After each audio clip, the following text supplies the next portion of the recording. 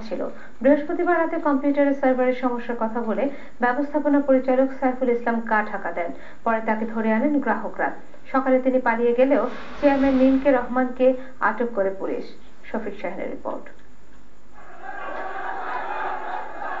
কম্পিউটারে ক্লিক করলেই টাকা, এই প্রলোভন দেখিয়ে 5 মাসের ব্যবধানে 90,000-এরও বেশি গ্রাহক সংগ্রহ করে স্কাইল্যান্সার মাল্টিলেভেল মার্কেটিং কোম্পানি।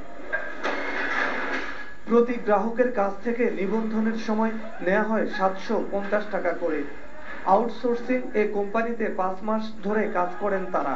আগামী রোববার তাদেরকে কিস্তির টাকা সহ পারিশ্রমিক দেওয়ার কথা থাকলেও বৃহস্পতিবার রাতে প্রতিষ্ঠানের ব্যবস্থাপনা পরিচালক চাতুরীর আশ্রয় নিলে সন্দেহ হয় গ্রাহকদের। 750 টাকা করে নেওয়া হয়েছে ফার্স্ট টাইম, দেন ওদেরকে আপডেট করতে সময় দিছে, এরপরে এই অ্যাকাউন্টের দাম হয়ে গেছে 7,500। কোম্পানি অনেক টাকাই আর্ন করছে, এখন এনারা যদি পেমেন্টটা না দেয় এটা আসলে আনফেয়ার হবে। এমডি কখনো ফেস হইতো না, ঠিক আছে?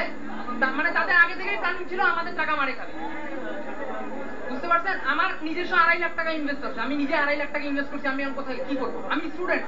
অবস্থা খারাপ হতে পারে এই আশঙ্কায় সকাল থেকে পুলিশও এসে হাজির হয় প্রতিষ্ঠানটির সামনে। জনরোষ থেকে বাঁচতে পুলিশের গাড়িতে বসা প্রতিষ্ঠানটির চেয়ারম্যান নীলকে রহমান দোষলেন ব্যবস্থাপনা পরিচালককে।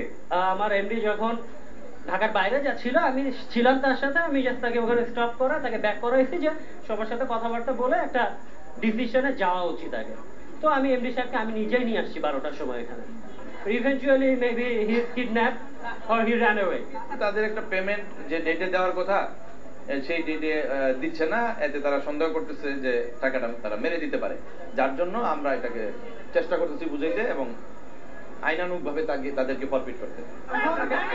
এর আগে ডেস্টিনি এবং ইউনিপের বিরুদ্ধেও উঠে প্রতারণার অভিযোগ। তাই এসব মাল্টিলেভেল মার্কেটিং কোম্পানিতে বিনিয়োগে সতর্ক থাকার কথা বলছে পুলিশ। Shafiq Shahin, NTV news, Dhaka.